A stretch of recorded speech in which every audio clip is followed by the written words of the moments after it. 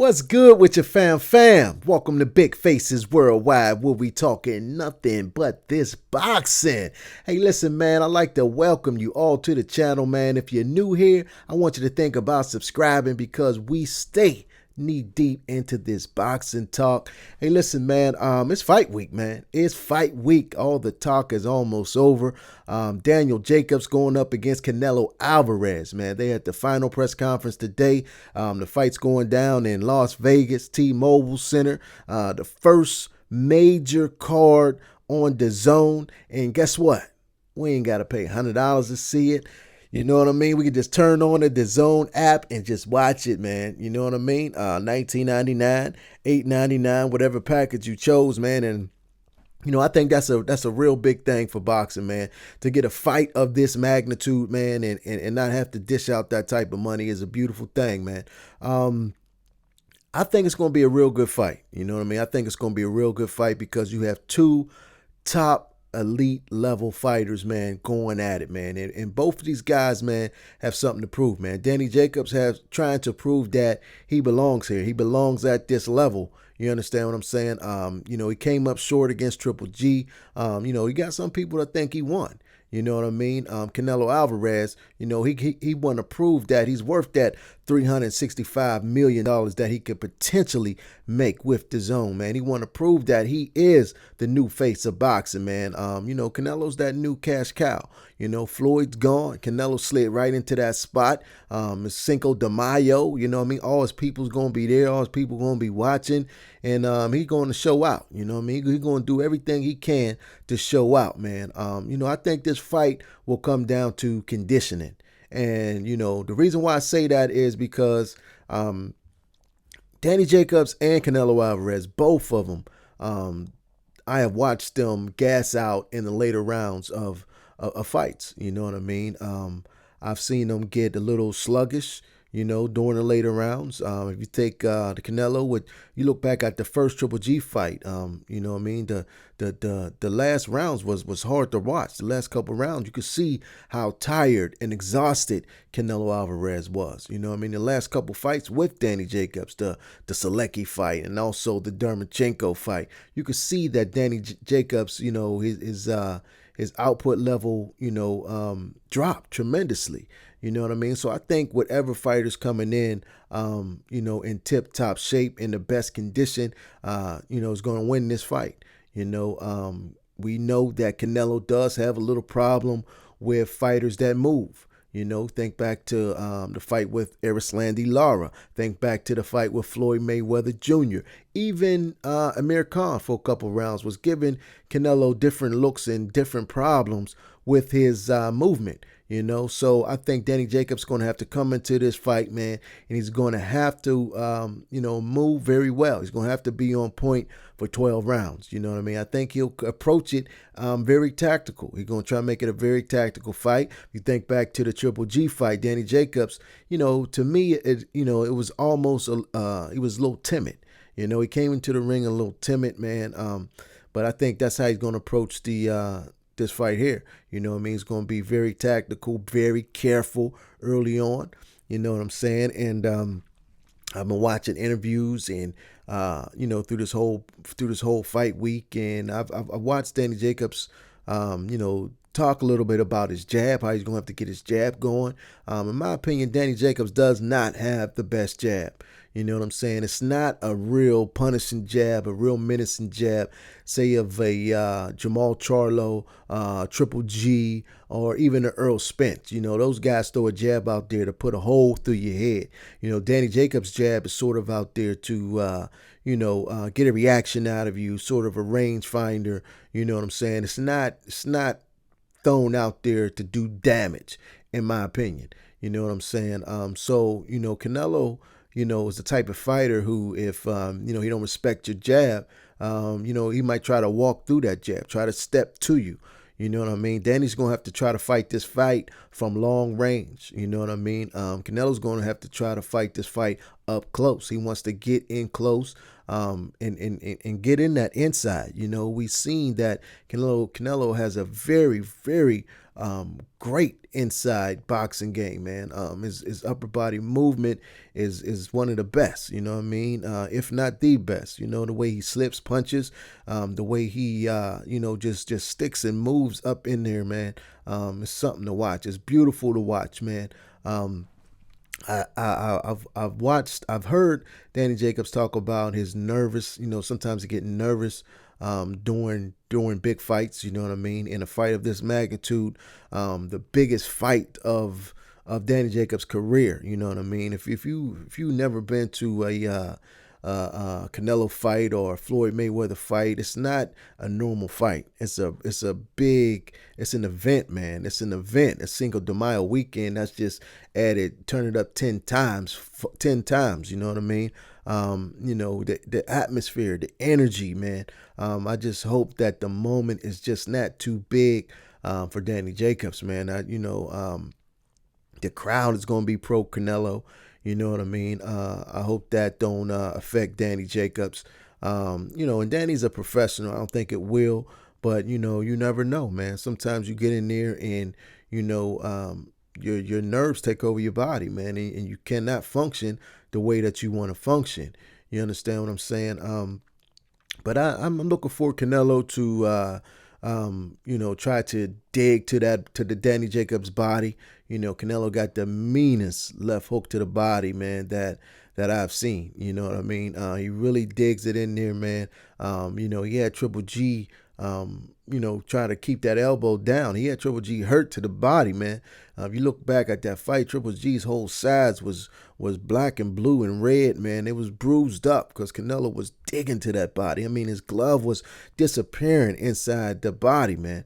And I do believe that he's going to, go to that body early and often, and, I hope Danny Jacobs prepared for that, because, if not, then, that could be the shot that fold him over, that fold him up, especially late in the fight when, his guard is let down a little bit, man. I know that he was able to drop Maciej Sulecki late in the fight, but had he, his conditioning been a little bit more up to par, Danny Jacobs could have stopped Maciej Sulecki late in the fight. You know what I mean? The fight with Sergey Derevyanchenko, you could see that Danny Jacobs was a little fatigued at the end of the fight. And I know, in big fights, you're going to be fatigued. You know what I mean? You're going to be fatigued, especially late in the rounds. But a true champion, man, they prepare for things like that. And they're able to excel at times like that. And late in the fight, when the other fighters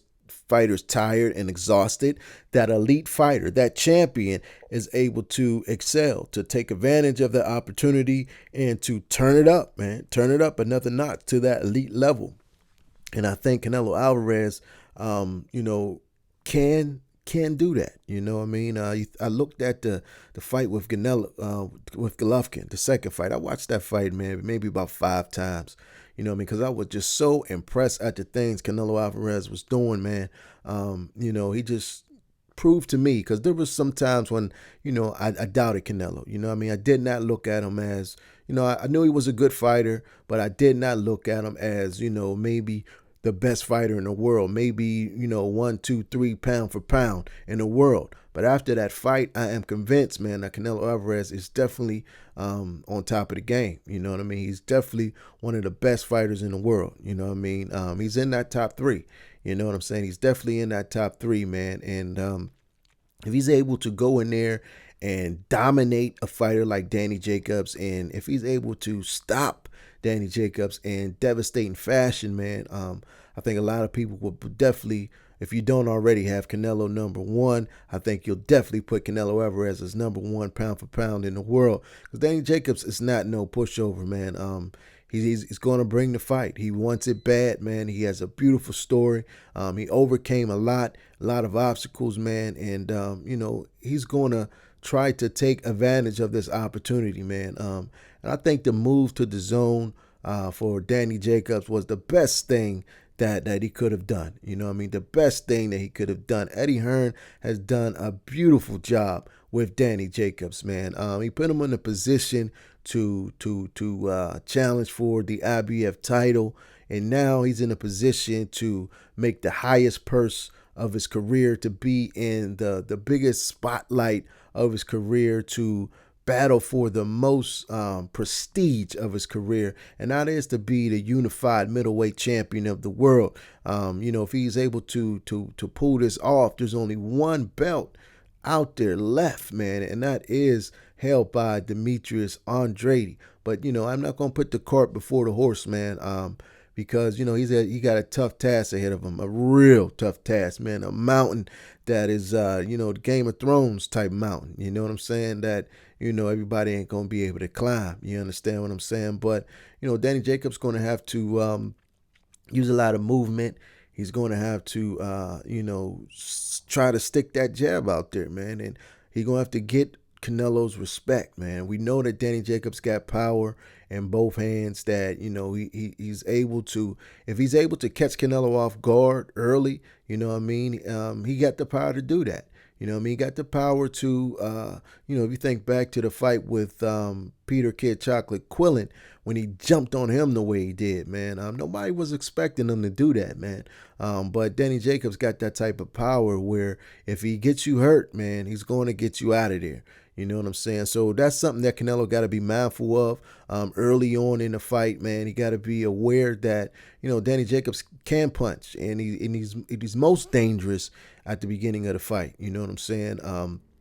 But as the fight goes on, man, I do think it will favor Canelo Alvarez, man. Like I said, it's going to be the fighter with the best condition, that's in the best condition, will win this fight. And in my opinion, I think that's going to be Canelo Alvarez.